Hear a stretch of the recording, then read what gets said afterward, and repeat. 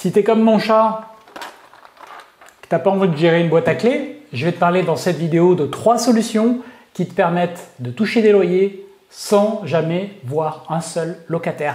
C'est parti! Bienvenue dans cette vidéo dans laquelle donc on va parler des moyens qu'il existe pour toucher des loyers sans jamais avoir un seul locataire. Je vais mettre ici en lien un peu de partout dans la description les liens vers des vidéos qui vous permettront d'en savoir plus si vous souhaitez creuser chacun de ces sujets-là.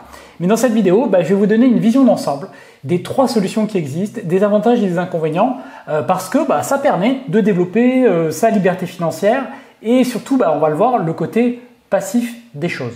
Première solution pour encaisser des loyers sans jamais voir un seul locataire, c'est ce qui s'appelle les SCPI. J'en ai parlé à différentes reprises sur la chaîne. Je vous invite à regarder les vidéos où je vous mettrai les liens un petit peu partout, en haut, en bas, je ne sais jamais où ça s'affiche.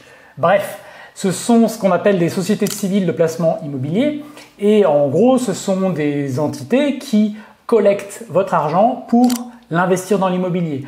En France, il y a environ 200 sociétés comme ça qui sont classées sous le sigle SCPI. Ça représente plus de 70 milliards d'euros d'investissement dans l'immobilier et on va trouver dans ces sociétés-là tout type de sociétés et tout type de placement, du résidentiel, du bureau, du commerce, des sociétés dites diversifiées. Donc c'est un patrimoine très large avec certaines qui ont des objectifs de défiscalisation, d'autres pas du tout, d'autres qui ont du rendement. Donc vous allez pouvoir trouver chaussures à votre pied. Généralement, pour vous donner des repères, les gens s'imaginent souvent que les SCPI ne sont pas très rentables. Ça dépend lesquels vous choisissez. La plupart ne le sont pas, mais sur les 200 que je citais, vous allez en trouver à peu près 20 à 25 qui ont quand même un rendement de plus de 5% et vous allez en trouver à peu près une dizaine qui offrent un rendement de plus de 6%. Donc on n'est quand même pas sur des rendements dont elles peuvent avoir honte et ça permet pour les gens qui le souhaitent d'avoir des revenus de type immobilier sans jamais rien avoir à faire. Car la principale caractéristique des 3 solutions que je vais évoquer, c'est qu'elles vous permettent de ne rien avoir à faire. Ce sont des placements entièrement passifs. Alors, c'est vrai que les personnes qui sont accros à l'immobilier physique ont généralement un petit blocage mental qui témoigne d'une petite fermeture d'esprit parce que souvent, ils sont bloqués sur l'immobilier physique avec les caractéristiques de l'immobilier physique. Là, on est dans un autre monde qui n'a rien à voir. Donc forcément, les avantages et les inconvénients ne sont pas du tout les mêmes. Mais il faut bien comprendre que ces solutions-là sont pourtant des solutions qui sont très très utilisées par de nombreuses personnes en France et dans le monde parce qu'elles offrent beaucoup d'avantages. Juste après, je vais vous décrire, je vais comparer les 2 premières solutions l'une à l'autre. Deuxième solution, c'est ce qu'on appelle les REIT. Donc pour Real Estate Investment Trust. Donc en gros, c'est des fonds qui investissent dans l'immobilier. Alors vous allez me dire, mais c'est quoi la différence avec des SCPI? En fait, c'est très similaire, mais en même temps, c'est très différent. Alors la principale différence que tout le monde comprend très rapidement, c'est que les SCPI font partie d'un segment que l'on appelle non coté, c'est-à-dire que vous ne pouvez pas acheter des parts de la SCPI via un courtier. Elles ne sont pas cotées en temps réel en bourse, alors que les REIT, eux, oui, sont cotés. Ce sont des sociétés qui sont cotées. Ça, c'est la principale différence, on va dire, la plus évidente. Une petite différence d'ordre, pour le coup, la juridique, c'est que comme le REIT est coté, eh bien, vous achetez des actions, alors que pour des SCPI, ce n'est pas coté, vous achetez des parts. Voilà. Dans les REIT, on va aussi trouver 3 types de REIT principaux. Alors, tous les REIT peuvent investir dans plein de secteurs différents, pareil, commerce, bureau, santé, etc. Mais surtout, dans leur fonctionnement, il y a 3 fonctionnements assez différents. Il y a le REIT classique qu'on va appeler Equity REIT. Donc, en gros, c'est les sociétés qui investissent dans l'immobilier et qui vivent principalement des loyers qu'elles encaissent. Il y a une deuxième catégorie qu'on va appeler les Mortgage REIT, donc MREIT. En gros, ce sont des sociétés qui, elles, ne vivent pas principalement des revenus locatifs, mais en fait des intérêts, c'est-à-dire que c'est une forme hybride où en fait elles vont prêter de l'argent et elles vont recevoir des intérêts d'emprunt, donc elles refinancent. C'est un système un petit peu intermédiaire, alternatif à la banque. Et donc, c'est des sociétés que l'on va considérer, c'est pas des purs players de l'immobilier parce qu'elles vont être exposées aux risques des taux directeurs et des risques, on va dire, auxquels peut être exposée une banque. Donc, c'est un petit peu un truc intermédiaire. Et enfin, le troisième type, c'est des REIT qui sont un mix de tout cela, qui ont ces 2 parties-là dans leur activité. Donc le statut de rate a été créé aux États-Unis dans les années 60, donc c'est assez ancien, et on a vu la même chose se créer en France et en Europe. En France, ça date de 2003, donc c'est assez récent, sous le sigle SIIC, S-I-I-C. Donc SIIC pour Société d'investissement immobilier cotée. Cependant, il existe des petites différences dans le statut entre la version américaine des choses et la version française des choses. Le rate américain a l'obligation de reverser 90% de ses revenus aux actionnaires, alors que le SIIC version française a l'obligation, lui, de verser 95% de ses revenus et 60% des plus-values. Et il faut savoir que la NAREIT, qui est l'association des sociétés qui investissent dans l'immobilier aux États-Unis, estime que les rates génèrent un dividende qui est 2 fois supérieur au S&P 500. On a les datas pour baquer ça. On va vous mettre les graphiques. Donc c'est particulièrement intéressant. Le secteur de l'immobilier a cette caractéristique intrinsèque que les loyers étant du revenu assez prévisible, ces sociétés-là ont cette capacité à distribuer des revenus de manière assez prévisible. Et donc leur statut est conditionné au fait qu'ils respectent les pourcentages de distribution que j'ai évoqués. Alors maintenant, je vous ai préparé un petit tableau comparatif entre les SCPI et les rates. Parce que là, à ce stade, si vous découvrez surtout le sujet, cela peut être assez confus pour vous de comprendre quel est l'intérêt d'avoir des SCPI, quel est l'intérêt d'avoir des rates, et puis comment l'un se comporte par rapport à l'autre. Donc première caractéristique, vous l'aurez compris, les SCPI ne sont pas cotés en bourse, on achète des parts, les rates sont cotés en bourse, nous achetons des actions. Côté frais d'entrée, là c'est là où la SCPI a un gros inconvénient. Sur la plupart des SCPI, il y a des frais d'entrée qui sont généralement de l'ordre de 10%. Il y a quelques SCPI qui se comptent sur les doigts d'une main qui ne pratiquent pas des frais d'entrée, mais généralement sur ces SCPI-là, les frais de gestion vont être plus élevés, ce qui fait que, d'accord, vous n'allez payer 10 ou 15% lorsque vous rentrez, mais vous allez payer plus tout au long de votre durée de détention, et ce sont plutôt des produits que l'on détient sur le long terme. Donc c'est un moindre mal, mais ça reste quand même quelque chose qui reste problématique. Donc c'est un inconvénient des SCPI par rapport aux rates. Les rates, eux, n'ont aucun frais d'entrée. Lorsque vous achetez une action, vous l'achetez en un clic sur le site de votre courtier et il n'y a pas d'impôt, pas de frais de notaire, pas de frais d'entrée à verser. Alors là, évidemment, mon petit commentaire, c'est tout simplement que comme les SCPI ne sont pas cotées, elles doivent gérer la partie administrative, la paperasse, et que donc du coup, ça génère des frais, et ces frais vous sont refacturés, tout bêtement. Si les SCPI étaient cotés, il n'y aurait évidemment aucun frais pour en faire l'acquisition. Alors mine de rien, cet élément-là est un gros inconvénient encore une fois, puisque en gros vous perdez 10% de votre argent lorsque vous rentrez dans la SCPI, ce qui fait qu'il faut déjà plusieurs années, entre 5 à 7 ans, pour récupérer la somme que vous avez perdue et commencer à réellement gagner de l'argent dans les SCPI. Donc c'est un inconvénient de taille. Autre élément sur les SCPI sont européennes et donc leur zone d'investissement est limitée à l'Europe. La plupart sont d'ailleurs françaises, franco-françaises, et on a quand même de plus en plus de SCPI qui investissent en Europe, mais on va dire que leur marge de manœuvre est limitée, alors que les rates ou même les SIIC finalement sont investis de manière sur le marché immobilier globaux, donc dans le monde entier. Maintenant, côté financement. Alors sur les SCPI, vous pouvez avoir du financement bancaire. Donc moi, j'ai par exemple acheté des parts de SCPI avec un financement immobilier sur 20 ans de manière traditionnelle pour que ça se paye tout seul. Et c'est le cas, je suis à un quasi-autofinancement. Ça, c'est un gros avantage des SCPI. Les banques aiment ces produits-là, même si il y a toujours une petite négociation parce qu'elles n'aiment pas financer des SCPI qui n'appartiennent pas à la banque. Il y a toujours des petites difficultés et puis parfois il faut aller chercher la bonne banque.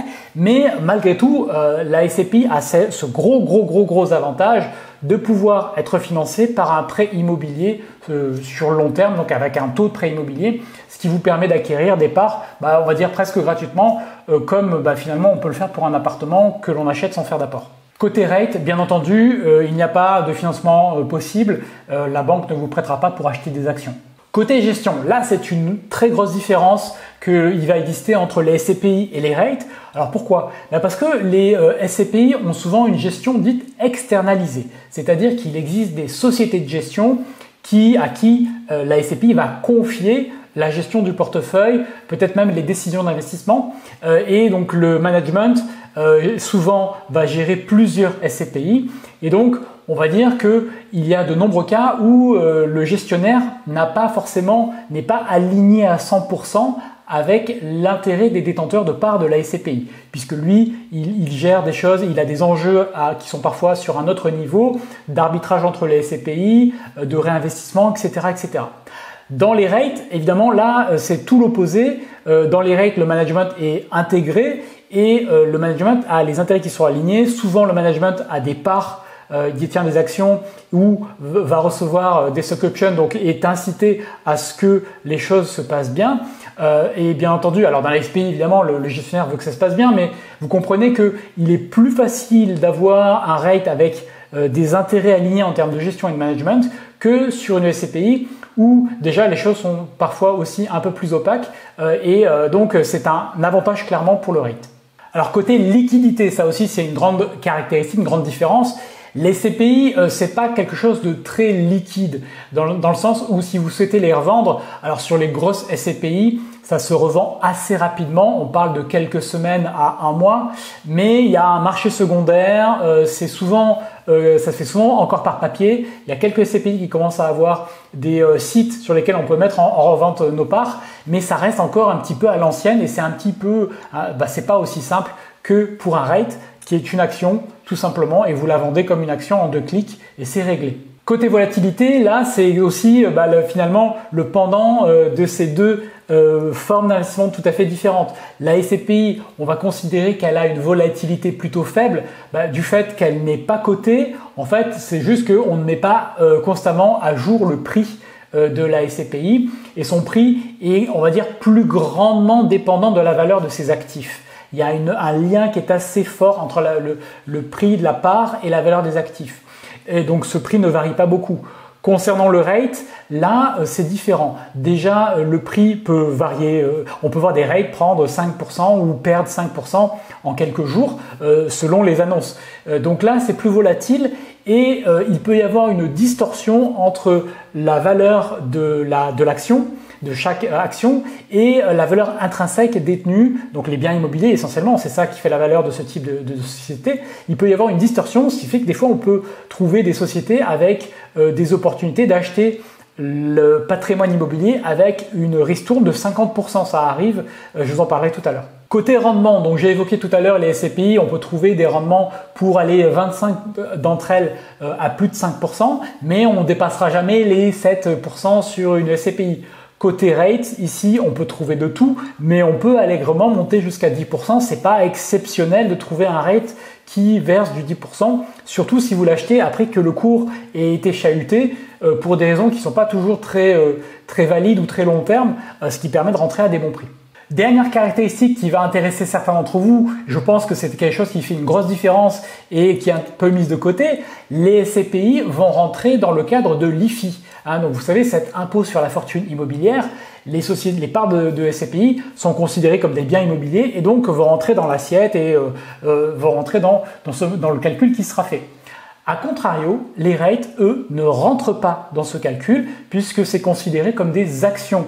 Donc, vous comprenez bien que quelqu'un qui a un gros patrimoine immobilier n'a pas forcément intérêt à privilégier ou à avoir massivement des SCPI ou même de l'immobilier physique, en tout cas simplement au regard de cet impôt-là, et peut bénéficier d'une belle ristourne d'impôt de l'IFI tout du moins, s'il investit dans les rates. Vous devez simplement savoir que pour les rates, il y en a plus de 1000 aux États-Unis, il y en a environ 56 au Royaume-Uni et on en dénombre à peu près un peu moins d'une trentaine en Europe. Enfin, de par du fait que les rates sont des actions, l'avantage est que vous pouvez acheter ça à partir d'une seule action. Donc à partir de 50 ou 100 euros selon le prix de l'action, vous pouvez en faire l'acquisition. Avec les SCPI, il y a souvent des montants minimums, un nombre de parts minimum, ce qui fait qu'on se retrouve tout de suite sur des montants entre 5 et 10 000 euros minimum avant de pouvoir rentrer dans la SCPI. Côté fiscalité, on peut aussi faire un petit commentaire dessus. Donc les rates vous devez les détenir au travers d'un compte titre ordinaire, elles ne sont plus éligibles au PEA, ce qui fait que bien souvent vous vous retrouvez à payer la flat tax de 30% sur les revenus. Sur les SCPI, c'est un petit peu différent puisque ça va dépendre d'où proviennent les revenus de la SCPI, si ça vient de France ou si ça vient d'un pays européen. Dans ce cas-là, vous recevrez un dividende ou un revenu, on va dire, qui sera lui exempté d'impôt parce que l'impôt aura déjà été payé et donc ça peut être particulièrement avantageux dans ce genre de cas. Autrement dit, si la SCPI tire ses revenus de France, dans ce cas-là, on va rentrer dans le barème flat tax que l'on connaît tous. Donc ça peut être un petit avantage pour la SCPI par rapport à ce point-là. Alors au final, y a-t-il un vainqueur entre les deux? Vous comprendrez que c'est assez difficile de les départager parce que finalement c'est très différent. Le rate va être plus performant, le rate va permettre peut-être de saisir des opportunités à certains moments à cause de la différence entre la valorisation et le cours, mais le rate ne peut pas se faire en empruntant. Si on enlève la seule caractéristique de l'emprunt, c'est vrai que le match est plutôt seulement en faveur du rate, mais le rate a tendance à être anxiogène pour les gens qui préfèrent les SCPI avec l'illusion que ça conserve mieux la valeur puisque c'est finalement très stable comme ça n'est pas coté. Mais là-dessus, j'ai envie de dire, c'est un petit peu comme si vous achetiez un appartement et que vous demandiez à réestimer le prix chaque semaine. Vous verrez que son prix fluctue de quelques pourcentages chaque semaine et que donc cela va vous inquiéter puisque le prix change constamment. C'est peut-être une illusion d'optique, mais la valeur pour la plupart des gens, les SCPI restent plus sécurisés. Il y a aussi un autre point que je dois évoquer, c'est que comme pour les rates, vous n'avez pas besoin d'intermédiaires, vous n'avez pas besoin de personnes et que c'est considéré comme une action, donc considéré comme une classe d'actifs à risque, eh bien, personne ne vend du conseil pour acheter des rates. Autrement dit, tous les conseils que vous pourrez trouver, votre banquier, etc., ne va jamais vous parler de rates. Par contre, toutes ces personnes-là, tous ces intermédiaires vont vous parler de SCPI. Parce que là, comme il y a des frais d'entrée qui sont un petit peu gras, il y a des rétrocommissions, il y a des commissions d'apporteurs d'affaires, vous appelez ça comme vous voulez, mais ce qui fait que il y a beaucoup d'intermédiaires qui sont rémunérés pour vous placer des parts de SCPI, que ce soit dans les contrats d'assurance vie, que ce soit par la banque elle-même ou tout type de conseiller. Donc ça ne veut pas dire que les SCPI ne sont pas de bons produits, mais vous comprenez bien que naturellement dans l'écosystème des produits qui sont recommandés, vous avez probablement beaucoup plus entendu parler de SCPI, notamment pour cette raison-là, parce que c'est considéré comme l'un des placements préférés par les personnes âgées et parce que on va leur proposer naturellement ce genre de choses. Et que c'est rassurant parce que le prix ne change pas, le prix de la part n'est pas mis à jour au quotidien. Donc ces raisons-là font que les Français connaissent en réalité beaucoup mieux les SCPI, sans en comprendre d'ailleurs tout le fonctionnement en détail. Il y a beaucoup de choses à dire, je ne vais pas rentrer en détail ici, que les rates qui s'apparentent à une action, alors que en réalité, les SCPI ont peut-être moins de marge de manœuvre de par leur zone géographique et de par le niveau de diversification, alors que sur les rates, là vraiment vous pouvez aller sur des choses qui sont très diversifiées. Justement, j'ai pris quelques exemples pour vous montrer un petit peu l'horizon que vous pouvez trouver. Alors je ne vais pas parler des SCPI parce que c'est un petit peu plus facile à trouver, je vais prendre quelques exemples sur les rates. Premier exemple, c'est Farmland Partners. Donc c'est quoi? C'est tout simplement un rate qui investit dans les terres agricoles. D'après son schéma, la performance des terres agricoles dépasse celui des actions, de l'or et même de l'immobilier traditionnel depuis 20 ans, surtout depuis on va dire une dizaine d'années où il y a une tension sur les terres qui produisent. Son cours est actuellement à peu près environ 10% en dessous de sa valeur en raison de problèmes juridiques ces dernières années qui ont été résolus depuis. Et comme il y a une forte demande sur les terres agricoles, c'est le genre de rate dont la valeur devrait progresser si on compare avec par exemple un autre qui s'appelle Gladstone Land Corporation. Mais de par l'envolée des prix sur le prix des terres, le dividende que verse Farmland Partners est extrêmement faible puisqu'il est que de 1,6%. Alors là où ça peut être particulièrement intéressant d'investir dans un rate, c'est qu'il y en a certains qui se situent sur le secteur résidentiel, chose qu'il est un petit peu plus difficile de trouver dans les SCPI. Les SCPI vont surtout se distinguer sur les bureaux, sur les commerces ou sur les entrepôts spécialisés, mais on n'en trouve pas forcément de grandes et de performantes sur le résidentiel. Dans les rates, vous en avez une notamment, je peux parler de Vonovia. Vonovia, c'est quoi? C'est le plus gros rate européen, le plus gros rate en Allemagne et il est massivement investi dans le résidentiel. Au moment où je fais cette vidéo, le dividende proposé est de plus de 5%. Le cours a pas mal souffert, ce qui fait que c'est un point d'entrée que je trouve intéressant. Et parce que là, à peu près, par rapport à la valeur du patrimoine, on a à peu près 50% de réduction sur le prix de l'immobilier détenu à ce jour. Donc, c'est un dossier qui se regarde. Autre société, autre rate, on a Store Capital. Alors Store Capital, qu'est-ce que c'est? C'est un rate qui investit essentiellement dans des locaux commerciaux. Donc ils ont plus de 3000 boutiques, restaurants, crèches, salles de sport, garages. Pendant la pandémie, ils ont mieux performé que la plupart des rates spécialisés dans les locaux commerciaux dits de loisirs parce qu'eux, ils étaient plutôt classés dans une catégorie dit services essentiels. Ils ont un dividende en hausse depuis 7 années consécutives à environ 5,5%. Et dans les rates, vous allez trouver de tout. Moi, les meilleures lignes que j'ai dans mon portefeuille boursier sont avec clairement ces rates. Certains qui ont pris 100, 30%, 200%. On va trouver des rates de partout. Un des plus connus, c'est Realty Income, pour son ticker. On va aussi trouver VC Properties. C'est très particulier. Eux, ils investissent uniquement sur les casinos à Las Vegas. Donc, c'est un type d'actif très particulier qui dépend de plein d'éléments, mais qui a prouvé qu'il était résilient et performant dans la durée. Et bien entendu, comme tout ce qui est coté en bourse, vous pouvez trouver des ETF qui investissent sur de l'immobilier, ce qui permet d'investir dans un petit peu tous ces rates sans prendre le temps de les analyser individuellement, ce qui est une manière feinante et assez intelligente de faire malgré tout cet investissement et donc de prendre un minimum de risque grâce à ce que procure l'ETF. Voilà, tout ça n'étant évidemment que mon avis et des pistes de réflexion pour vous. Réfléchissez bien avant d'acheter quoi que ce soit. Dernière solution, troisième et dernière solution, c'est la crypto-monnaie avec l'une des sociétés les plus en avance sur la question qui s'appelle Realty en français. Qu'est-ce que c'est? C'est tout simplement une société américaine qui vous propose d'acheter des parts de biens immobiliers via la crypto-monnaie. Donc concrètement, comment ça se passe? Eh bien, vous pouvez acheter des tokens, des biens immobiliers qui sont mis à disposition sur la plateforme et vous touchez chaque semaine du revenu dans le token. Donc généralement, vous pouvez le faire avec de l'USDC par exemple et vous touchez une part des loyers. Si on prend le projet qui est proposé en ce moment où je fais la vidéo, c'est un building dans lequel il y a 20 logements. Donc vous n'achetez pas une maison mais un building.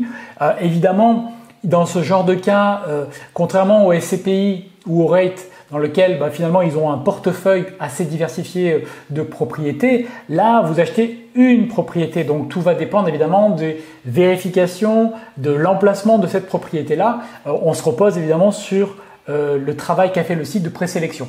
Mais là, vous avez quand même un immeuble avec 20 logements, c'est pas juste une maison avec un locataire, donc il y a quand même une certaine résilience. Donc c'est un immeuble qui vaut 950 000 $.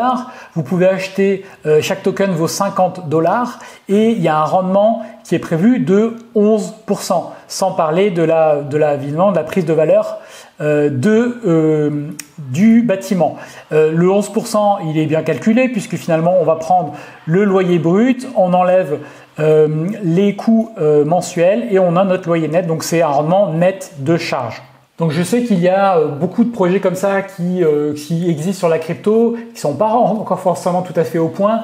On va parler de projets de tokenisation dans l'immobilier qui commencent à émerger en France. En France, il existe aussi Brix, mais Brix, je préfère pas le mettre en avant et le citer et le recommander parce que dans leur modèle, ce n'est pas forcément toujours très clair et donc c'est pas quelque chose avec lequel je suis à l'aise pour le recommander. Et donc je préfère soit me concentrer sur des rates, soit à la limite sur des biens via Realty. Mais Brix, le modèle, j'ai une confiance relative dans le fait que c'est durable, ce soit durable et solide dans le temps.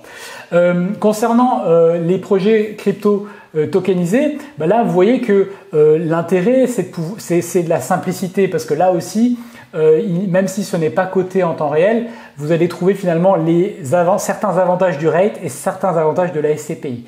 Je vous laisserai faire votre petite analyse autour de ça, mais vous comprenez que c'est une troisième manière au final de prendre de votre cash, de le placer dans quelque chose derrière lequel il y a un actif solide et tangible qui est de l'immobilier avec des locataires qui payent des loyers et d'avoir une source de revenus pour vous. Voilà, je voulais vous parler de ces trois solutions-là, SCPI, rate et immobilier tokenisé. pour élargir votre champ d'horizon parce que voilà, je sais qu'il y a des personnes qui ont fait des grosses plus-values dans l'immobilier physique et qui se demandent voilà, est-ce qu'il faut réinvestir, comment réinvestir, ou des gens qui ont du cash et qui ne se voient pas gérer des locataires, gérer les contraintes, les problèmes qu'il peut y avoir avec l'immobilier physique. Il ne faut pas se mentir, il ne faut pas se cacher, c'est aussi du travail, c'est aussi forcément quelque chose qui doit bien être géré par quelqu'un et si vous êtes le propriétaire, ce quelqu'un, c'est vous, alors que là, SCPI Rate ou immobilier tokenisé, vous n'avez rien à gérer en échange d'un rendement qui peut aller, comme vous l'avez vu, de 0 évidemment, mais ça peut monter jusqu'à 11% avec l'immobilier tokenisé ou avec les rates, c'est des rendements que l'on peut aussi atteindre en plus de la prise de valeur de la part qui va être plus dynamique dans certains rates. Voilà ce que je voulais vous dire, réfléchissez bien à ça. L'immobilier, ça reste un des principaux actifs dans le monde. C'est l'un des actifs les plus prévisibles dans le monde. Donc, c'est pour moi l'un des actifs sur lequel vous devez absolument avoir investi une part de votre patrimoine et dont vous pouvez tirer des revenus en toute confiance. Portez-vous bien, on en parle dans les commentaires, dites-moi ce que vous avez fait. À bientôt, salut.